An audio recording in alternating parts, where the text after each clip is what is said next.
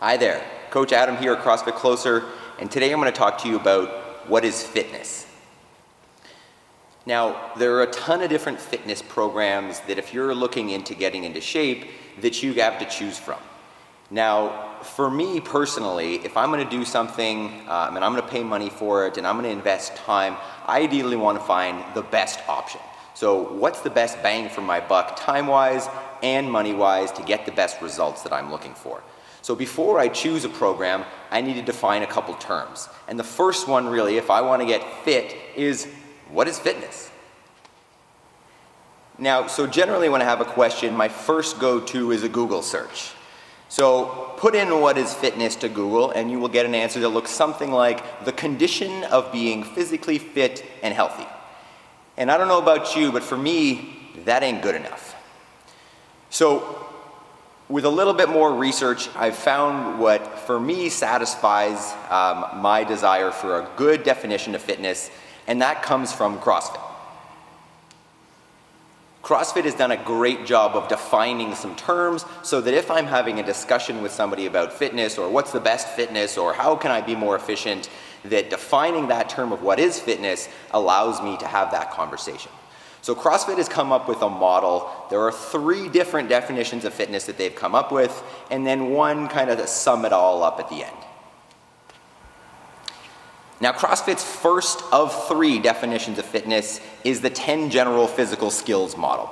The idea here is that if you're well versed in these 10 general physical skills which make up physical fitness, then you are deemed fit. Those 10 general physical skills are broken into 3 categories. Category number 1 is those that are increased or improved by training alone. So just doing it will make you better. Those 4 are cardiorespiratory endurance, stamina, strength, and flexibility. So just by doing those things, you're going to get better at them. And then there's 4 more that are improved by practice. So you need to be conscious of what you're doing. There needs to be focus and attention. And those 4 are coordination, agility, balance, and accuracy. So you need to put attention into those to get better. And then there's 2 that are combinations of practice and training. They require both, and those are power and speed. So the definition states that if you are well versed across those 10 general physical skills and you don't have any major weaknesses, then you are considered fit. Now the second definition of fitness that CrossFit has come up with is called the hopper model. So just real quick, a hopper is like a bingo cage that you spin around and things come out. That's called a hopper. So the concept here is that you put any type of physical skill, physical test, physical activity, you write it on a little ball and you throw it in this hopper. And we fill that hopper with 1,000 different physical tests. What we're going to do basically is pull out 1 or 2 or 3 at a time, make combinations of them, whatever, and test people. The idea is that the person that does best on average, and not meaning that they come first on some of them and last on some of them, but they're generally up in kind of the top, that person is considered the fittest. So the person who has the most broad capacity for fitness and different physical skills and tests is considered the fittest. Now, CrossFit's third definition of fitness is based on energy pathways. So the idea here is that when we exercise, our energy is provided by different systems, depending on the duration, the intensity, the type of exercise. So if you look here, I've got a chart on the energy used and the duration of exercise. So you'll see that there's 3 different colors on that chart there. The first one is our phosphagen pathway, and this is not super important to know, but the concept that pathway provides energy for a short duration, high intensity. The second one that we look at is the glycolytic pathway, which provides energy for a little bit longer, but not quite as high intensity. And then the oxidative, where we're using oxygen to produce energy, and that can be prolonged, but at a lower intensity. So the definition here states that if you are well versed in all of those energy pathways, you have capacity for long, slow distance, high intensity, short duration intervals, and everything in between, that you are considered fit. Now, there may be some communities and some groups of people that are looking at this and saying, well, I disagree. So I'll use the example of marathon runners. This is typically one of those worlds that people consider as the top of fitness. They'll look at marathon runners and say that's the peak of fitness. And I won't disagree that marathon runners are fit in their sport and fit for what they need. However, if we take something like a marathon runner, and I'll use the other extreme, we'll go a power lifter, someone whose goal is to just lift something really heavy once or twice, but not do a whole lot of volume, kind of both ends of the fitness spectrum.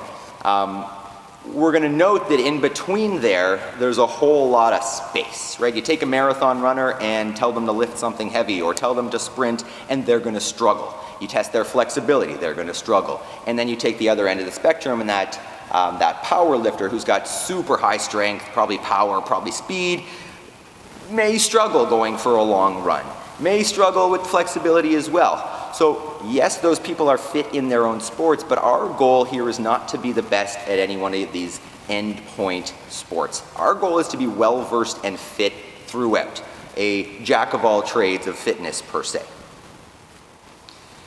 Now, a question that I get a lot, and that you may have as well, is, well, isn't some fitness good enough? Why do I need to optimize or maximize my fitness? And this is why. The idea here is that everything that we can measure and look at health with, so for example here, blood pressure, body fat, bone density, triglycerides, HDL, LDL, cholesterol, all of these measures that your doctor would potentially look at, they'll have values associated with sick, well, and fit. So what we're aiming to do, and why it's important for us to optimize, maximize our fitness, is that the further along that spectrum you get, from sickness to wellness to fitness and beyond, the further you are away from sickness. So in essence, fitness, or super wellness if you will, is a hedge against sickness. You're not going to go from fit, where your blood pressure is optimal, your body fat is optimal, your bone density is great, and you're not going to wake up the next morning and be over at sick, but there's values being pathological and concerning. There's a time frame in between there where you're going to go through wellness and then down to sickness. So the further you get to fitness, the further you are from sickness, and that's the goal. So the more fitness we can get, the further we are from chronic disease and illness. Now I know exactly what you're all thinking now. Hey, yeah, I want optimal fitness. How do I do that? And I'm going to tell you about that next time.